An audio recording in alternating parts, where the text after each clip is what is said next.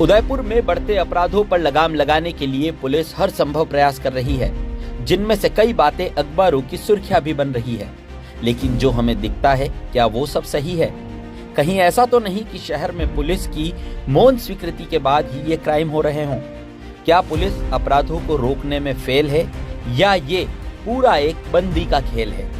ये सवाल भी इसलिए खड़ा हुआ क्योंकि शहर के एक थाने के पीछे खुलेआम सट्टे का अवैध कारोबार चल रहा है। यहाँ कोई काम चोरी छुपे नहीं हो रहा, बल्कि रिहायशी कॉलोनी में सटोरी झुंड बनाकर दिन भर बैठे रहते हैं और कुछ घंटों के अंतराल में पास ही बनी डेयरी पर पहुंचकर पर्ची पर अपना नंबर लिखवाते हैं, फिर इंतजार करते हैं भाग्य खुलने का।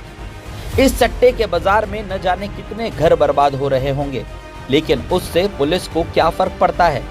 लोग तो यह भी कहते हैं कि ये सब बंदी का खेल है, इसलिए सट्टा खिलाने वाले लोग बेखौफ हैं, वरना एक सटोरी की क्या मजाल कि खुलेआम इस तरह पर्ची का खेल खेल सके।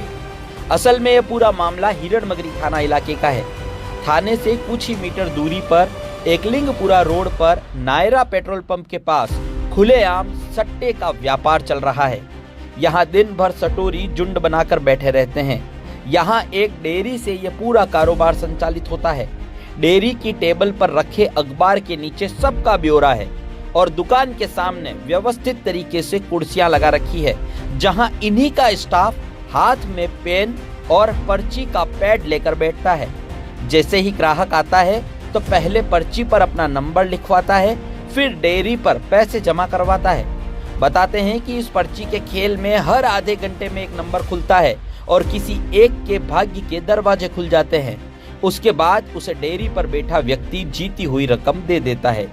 ये खेल पिछले कई समय से चल रहा है और खास बात यह है कि यहाँ कोई भी काम चोरी छुपे नहीं होता। यहाँ तो खुलेआम सट्टे की दुकान खोल रखी है। खुलेआम किसी रिहायशी इलाके में इस तरह सट्टे की दुकान संचालित होना, वो भी थाने से महज कुछ मीटर की दूरी पर, कई सवाल खड़े करता है। इसे देखकर क्या आप मान सकते हैं कि यह सब पुलिस की जानकारी में नहीं होगा? क्योंकि उदयपुर पुलिस तो 25,000 के इनामी बदमाश को अहमदाबाद से और मदन पाटीदार के हत्यारों को मध्य प्रदेश से गिरफ्तार करके लाने में भी समर्थ है। ऐसे में आसपास के लोग तो यह भी बोल रहे हैं कि यहाँ पुलिस वाले भी आते हैं और सब कुछ देखकर अनजान बनकर चले जाते हैं। अब देखना दिलचस्प होगा कि इस मामले के उजागर होने के बाद हिरणमगरी थाना पुलिस इसे रोकने में सफल होती है या ये कारोबार यूं ही चलता है। इस कार्रवाई से पता लगेगा कि पुलिस फेल है या ये सब बंदी का खेल है।